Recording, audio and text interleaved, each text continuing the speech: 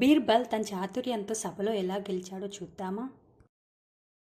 అక్బర్ ఆస్థానంలో బీర్బల్ అనే సలహాదారుడు ఉండేవాడు. అతను చాలా తెలివైనవాడు. అక్బర్ బీర్బల్ను ఎంతో ఇష్టపడేవాడు. కానీ అప్పుడప్పుడు సరదాగా అతనిని ఆట పట్టించేవాడు.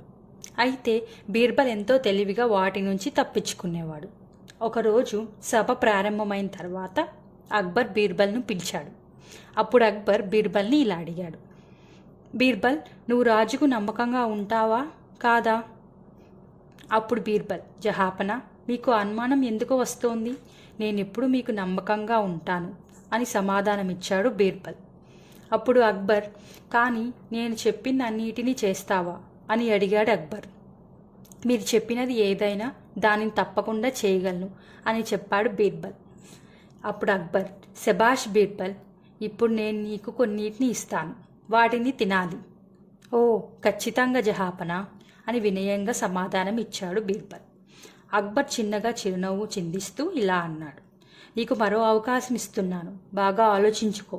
నీవు చెప్పిన మాటను వెనక్కి తీసుకుంటే శిక్ష ఉండదు, కానీ నీవు తినలేకపోతే తప్పకుండా శిక్ష అనుభవించాల్సి వస్తుంది అని అన్నాడు అక్బర్. మహారాజా, నేను తప్పకుండా తింటాను అని ధైర్యంగా చెప్పాడు బీర్బల్. అక్బర్ అక్కడున్న సైనికుడిని పిలిచాడు.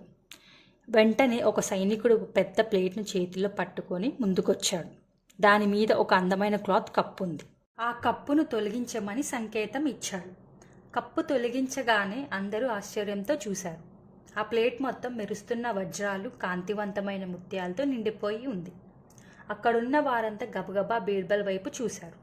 బీర్బల్ క్షణంలోనే ఆ వజ్రాలు, ముత్యాలను తీసుకొని తన సంచిలో వేసుకున్నాడు. మెల్లగా నడుచుకుంటూ సభ నుంచి బయలుదేరాడు. అప్పుడు అక్బర్ కోపంతో ఇలా అన్నాడు, బీర్బల్, ఇదేమిటి? నేను నిన్ను తినమన్నాను కదా? అప్పుడు బీర్బల్, జహాపన, మీరు తినమన్నారు కానీ ఎలా తినాలో చెప్పలేదు. అందుకే ఇవి అమ్మి సంపాదించిన ధనంతో జీవితం మొత్తం ఆనందంగా తింటాను అని అన్నాడు బీర్బల్. అక్బర్ ఒకసారిగా బోరుని నవ్వేశాడు. శబాష్ బీర్బల్ అంటూ చప్పట్లు కొట్టాడు. తన అధికారిక చేతితో ఆ వజ్రాలని బీర్బల్కే బహుమతిగా ఇవ్వమని చెప్పాడు. సభలోని అందరూ చప్పట్లు కొడుతూ బీర్బల్ను అభినందించారు. ఈ కథ నుండి తెలుసుకోవాల్సిన నీతి ఏమిటంటే, చాతుర్యంతో, తెలివితో ఏ కష్టాన్నైనా ఓడించవచ్చు.